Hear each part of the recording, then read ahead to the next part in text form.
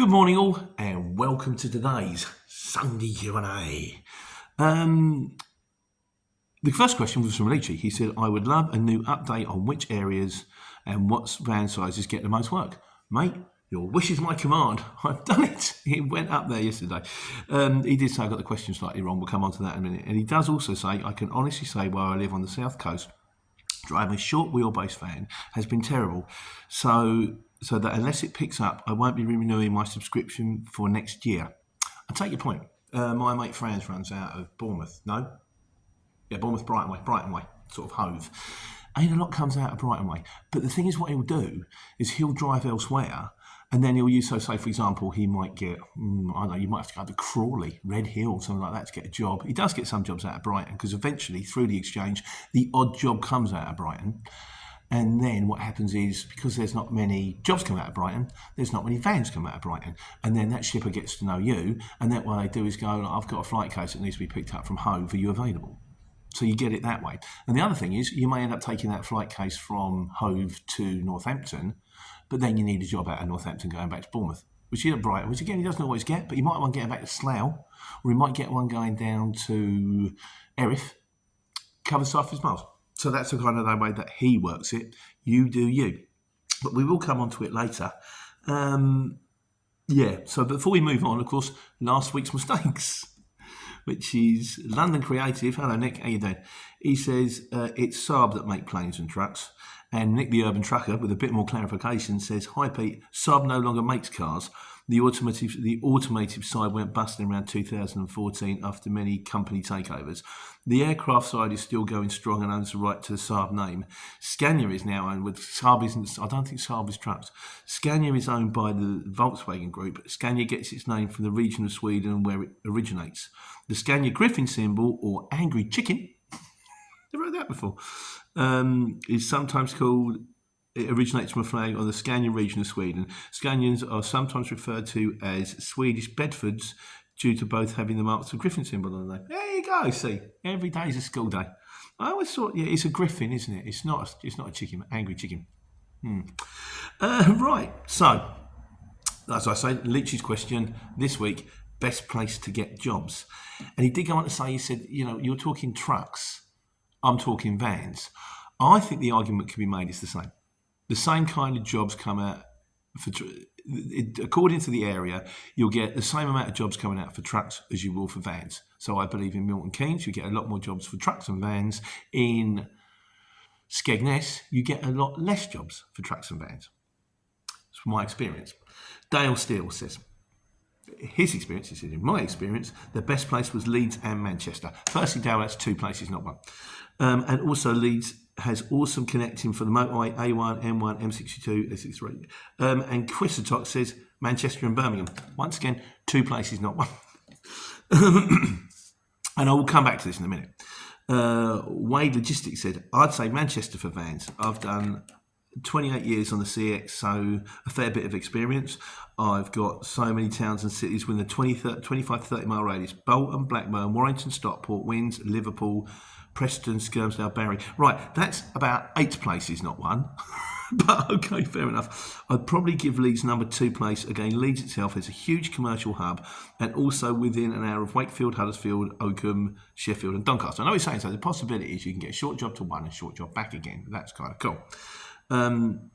I'll be honest, I've never done well out of Milton Keynes, Luton. I do semi-regular job to Hemel, and I'd say I only get a black load nearly 1 time out of 5. Usually have to go up to Northampton, which is where Leachy said is the best place in the country, and Rugby, which I find also to be great areas. Fair enough. I never said I was right. In fact, what I think I said was most of the things that I say on this channel are wrong, or at least largely erroneous. But my argument's this. When it comes down to one place, so if you're talking Manchester or Birmingham or Leeds, there might be a lot of jobs coming, but aren't they just a pain? Like London. If you try and get into Leeds, I had to do Brighton in Leeds the other day. And I was there at 7 o'clock in the morning to meet the fairs. But I couldn't get in because I didn't realise where I was going to, and it's right in the centre, which is pedestrianised. So I spent an hour trying to find it. By about 8 o'clock, just not moving. I was sort of trying to get the mile back to where I was supposed to be. It's going to be 35 minutes later. Don't get an MK. All your major cities, Birmingham. You're going to pick up in Birmingham. If you're going to pick up in Birmingham at 8 o'clock in the morning, you're going to get stuck in traffic. It might take you, it might only be 5 miles. It's going to take you an hour to get there. Also, if it's a residential tip in like insulation to a house, and you've got to do it in Birmingham, or you've got to do it in London, or you've got to do it in Leeds, ain't no parking. Oh, there's the house. There's a pile of cars there. I'll just have to stop in the middle of the street. No chance, mate. Within 2 minutes, there's a queue of cars behind you tooting their horns. Milton Keynes, not so much an issue. Plenty of spaces to pull over. And there's just loads and loads and loads of distribution centres and small industrial units, and they're very easy to get to, and you get there quickly and you get loaded quickly on the whole. They've also got, in fairness, Waitrose, and I was out of Milton Keynes. I was out of Lewis's in half an hour. That never happens. I got in there with a booking time of 1:30 at 25 past 1. I was in at the paperwork process. I had 2 pallets on a bay, and I was in the cage, handing me keys over at like 1:45, 10 to 2. Well, I was in there at 1:45. A guy actually finally turned up at 5 to 2, or 10 to 2, and I kind of went, 2 pallets, mate. He went, you got 4 minutes. It's 4 minutes for a shift change. I said, can you take 2 pallets off a lorry in 4 minutes? He said, we'll see. He came back to me a bit later, about 5 minutes later, and went, there's your keys, there's your paperwork, stamp. 1 minute spare. In and out. Then guess what? Got to my next one. I had to hang around for an hour and a half to wait to get it on because I got out of Lewis's early. You never get to keep it. But where was I? I was talking about like that. But yeah, there isn't always, it's not always quick. But I still think MK is kind of the area. I just do. But I think all of your, this is why we're here. I think this actually, the Sunday Q&A, I was thinking about it, it's kind of a right to reply. You know, like when you're watching someone on TV and you go, that's not right. He can't say that. That's rubbish. Like the Ryanair complaints department. They haven't got one. So if you're not happy, you ring up and say, I'd like to speak to your complaints department, please. We haven't got one. Oh, that's, you know, show your age. It's that now, isn't it? We'd like to speak to your complaints department, please. We haven't got one. And where'd you go from that? Yeah, but I'd like to make a complaint. Sure you would, you can't. We haven't got one. So, I personally think it's genius. Why bother listening to people moan if you don't have to? But who knows? I'm sure that people that have flown with Ryanair don't think it's genius. But not all of them, I'm sure. Lots of people had a wonderful experience from Ryanair and actually did get the entire flight in for £1. Off topic, let's get back on it. Gilly Eugen says, he said, everything in Milton Keynes goes to London. So in my opinion, it's the worst. Yes, you take the first job easy, but after that, you're stuck in London if you're willing to work for peanuts. Right, that's not true either. That bit is definitely not true, because from Milton Keynes, I have gone to Lincoln. I've actually got a job to some bizarre place in Lincoln, like Watton-on-the-Bergensmisch. And then, which is a real place and not a name that I've just made up. And then as I got the job, a job came out from Watton-under-Bergensmisch. I'm thinking that must be the only job this year that's coming out of there, and I got it. Oh, it was a really good day.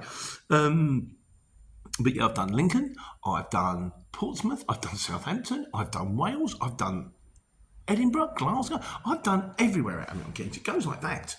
You don't have to choose anywhere. And don't get me wrong, Northampton might be better. There might be more jobs coming out of Leeds.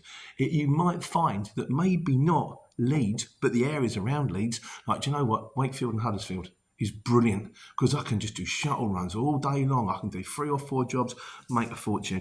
As for coming back to Leeds, your previous thing, yeah, the problem you've got living on the coast, and I've said this before, is if there's the coast, that's land, that's sea, you live there, you're only looking at half the map. Because whereas if you live in the middle, you can go up, down, left or right. You can only go up, left and right. You can't go down. So your quarter of the map's disappeared, isn't it? But it's more than a quarter of the map, because if you look on a circle, half of that's gone. So that is always going to impact you. Unless, of course, you didn't like perhaps a port. If you're like Felixstowe or, you know, sort of Portsmouth or Southampton, then you might have half a chance, because stuff comes out of ports. But that, again, seems to be more like a lorry thing. That doesn't seem to be with vans. I always struggle with ports. Didn't do so well. And the final note on this goes to Johnny13, who says, Milton Keynes was good until you just told everyone. Yet the thing about that, Johnny, is it doesn't work.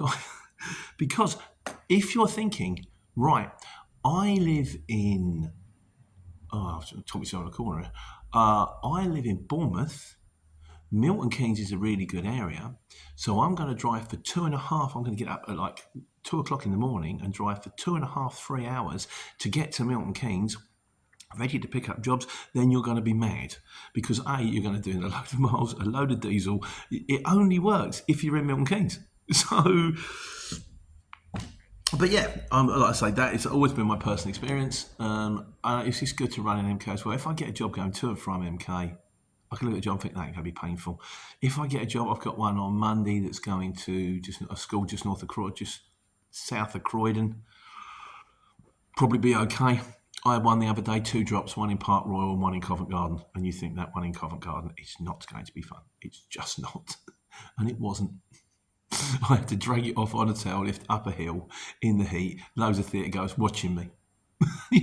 Sort of like, thanks, mate. Don't worry.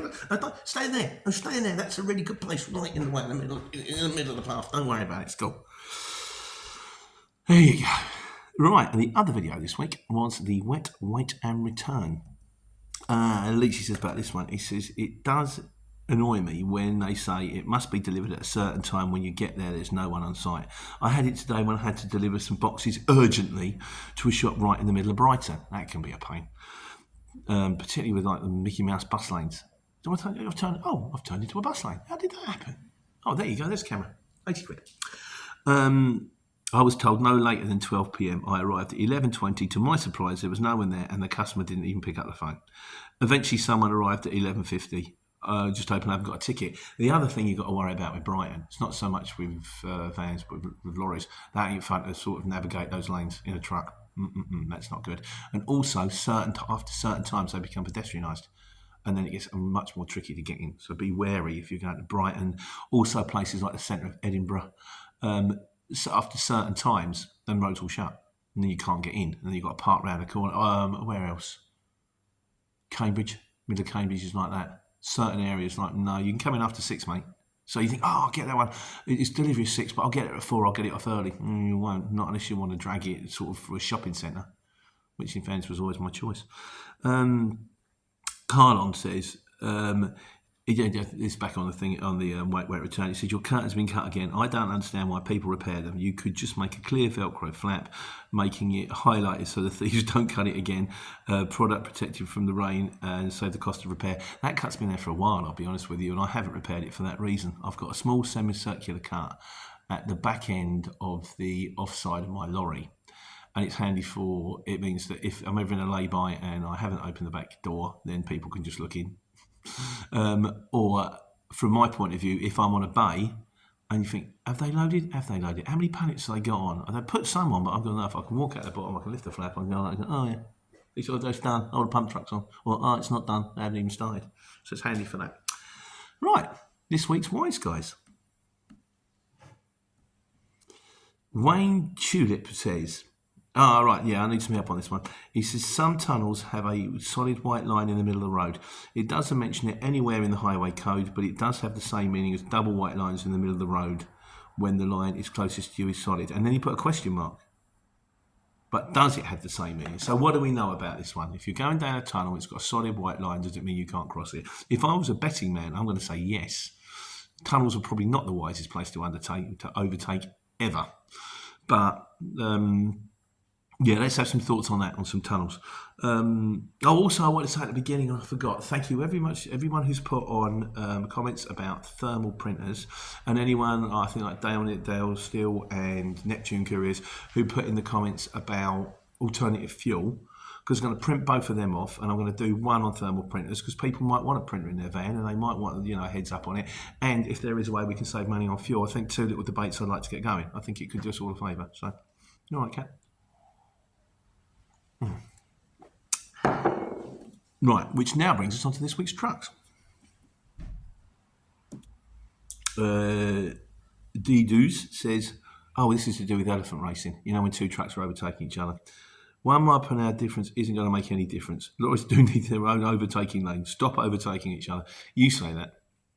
It gets very frustrating. What happens is you're sitting behind someone who's doing 52 and then you pull out, and you move up to 56. But at that stage, they hit 56, and then you end up doing.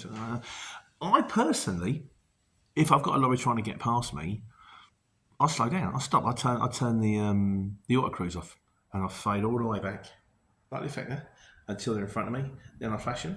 I put the auto cruise back on, and I just move forward again. See, I'm up with all these technical things. Look at this. Pan out, pan in. Ignore the fact that the background hasn't changed. But yeah, I can see why it's frustrating to anyone in a van. It's frustrating for us too, but it is what it is. And also, Divine Province says, oh yeah, now I'm doing one this week on what to do should you be stuck out on your driver's hours. And I didn't realise, I kind of covered it before, but we probably, maybe between the two of them we'll get something moving up. But it says, Divine Providence says, the right course of action is to find a safe place to stop if you run out of driver's hours. However, you could remove your card and drive without it if you want to return to base, but it's risky. Categorically, I would say this is a really, really, really bad idea. Because, firstly, if you get caught, or if there's an accident, my old transport manager used to have a phrase, he said, everything is all right until it isn't. And he's right. If you get caught with your card out, or you have an accident with your card out, if you are in an accident where a drunken driver comes to the other side of the road and smashes into your car, into your lorry, and then turns around and says, it's completely my fault, I admit it, and you haven't got your card in, it's your fault. Because it comes down as a falsification of records. And if you're in a falsification, it's easy for you to say, falsification of records, you're into a world of pain. Up before the Transport Commissioner, all this. Because if you've got your card in and you've gone over by 10 minutes, you can say, I'm trying to find a safe place to stop. That one they'll swallow. If you've got your card in, you've gone over by an hour, they'll go, what are you doing? That was dangerous. You're going to get this fine, that fine, this. But if you haven't got your card in, that's another world. Never get your card in. Also, don't think you're going to get away with it. Because what will happen is, because you have to download your card and you have to download your tacho head, and then the miles on the tacho head won't match the miles on the card. The tacho head says you've driven for like 30 miles more than you say you have. They're going to find out. If you tell them, oh, well, there must be something wrong with the tacho head. There's nothing wrong with the tacho head. We all know what you've done. You spat your card out. Don't do it. Leave that card in. If you go over, you go over. But the best thing, like he says, is stop. Stop and get someone else to come and get the vehicle. Right. And this week, miscellaneous we're on to now. Quite a big one this week, aren't we? Fuel alternatives, like I say. Thanks very much for your input on that one. We'll get onto that one this week. Miscellaneous. Dale Steele again. He says, it's because it's rant time. No way is someone trying to tell me Fiats are good vehicles. I've heard it all now. I bought a brand new Ducato. It had it 3 years, did 50,000 miles. After exactly 1 week past the warranty cut-off date, the clutch exploded and took my flywheel with it. Would Fiat help? Would they help? 3.5 grand later, never give them a penny. Terrible. The engines are good only because it has old Ford Transit 2.2 engines. Everyone has their own different experiences. I think, in fairness, if you're 1 day out of warranty, 1 week out of warranty, my mate Corners, the guy who basically runs the world of insurance, had an Alfa Romeo, and he had it for like 3 years. And I think it was 1 day or 1 week afterwards, something went terribly wrong with it. And he rang the firm up, and they went, yeah, sorry, you're out of warranty. And Darren turned around and he said, I never thought I'd ever use this expression in my life. But he turned around and said, do you know who I am? So I practically run Aviva. Do not tell me that there's something to do with acceptable this or, reasonable that and all that kind of stuff. And they fixed it for free. So can we have comments on that? And the wise guys, probably most of you saying, no, Pete, that's utter nonsense, along with everything else. And as on the subject of Fiats, Steve Campbell, the nefarious Steve Campbell, hello mate, says, fix it again tomorrow. There you go, it's like Iveco.